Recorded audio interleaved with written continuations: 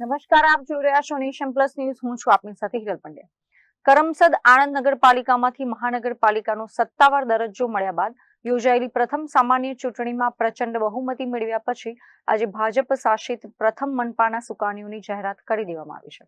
કરમસદ આણંદ મહાનગરપાલિકાની રચના બાદ આસપાસના ગ્રામ્ય વિસ્તારો જેવા કે વિદ્યાનગર, બાકરોલ, મોગડી અને લંભવેલનો મનપાની સરહદોમાં સમાવેશ કરાયો હતો.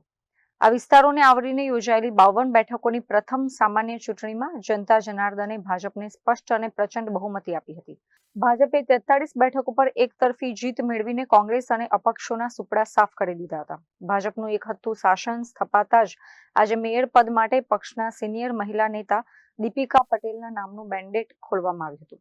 આ નવી વહીવટી બોડીમાં સંતુલન જાળવવા માટે પક્ષ દ્વારા યુવા ચહેરા કમલેશ ડાભીને ડેપ્યુટી મેયર તરીકે પસંદ કરવામાં આવ્યા છે, જ્યારે મહાનગરપાલિકાની તિજોરી અને વિકાસ કાર્યોની મંજૂરી માટે સૌથી મહત્વની ગણાતી સ્ટેન્ડિંગ કમિટીના ચેરમેન પદની ચાવી મયુર સુથારને સોંપવામાં આવી છે.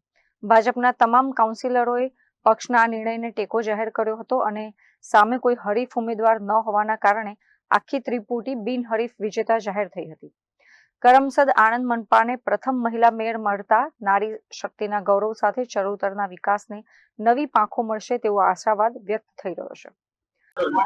પહેલું તો મારું પ્રદેશનું મોવડી મંડળ, જિલ્લાના મોવડી મંડળનો પહેલા તો આટલી મોટી જવાબદારી આપી છે, તો એ વિકાસના દ્વારા અને કામગીરી કરી અને હું એમનો વિશ્વાસને સાર્થક કરીશ.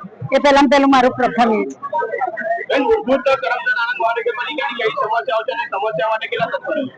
પૂરેપૂરા તત્પર રહીશું, 100% એમના કામ કરીશું. પાણી, ગટર, રોડ, રસ્તાના વિકાસના કામને મેં પ્રથમ પ્રાયોરિટી આપીશું. કેમેરામેન દિનેશ પટેલ સાથે Hiren Shah, Nation Plus news, Anand. સમાચારોના સતત અપડેટ મેળવવા માટે અમારી નેશન પ્લસ ન્યૂઝની યુટ્યુબ ચેનલને સબસ્ક્રાઇબ કરો, બેલ આઇકન દબાવો અને જોડાયેલા રહો ફેસબુક, ઇન્સ્ટાગ્રામ અને ટ્વિટર પર.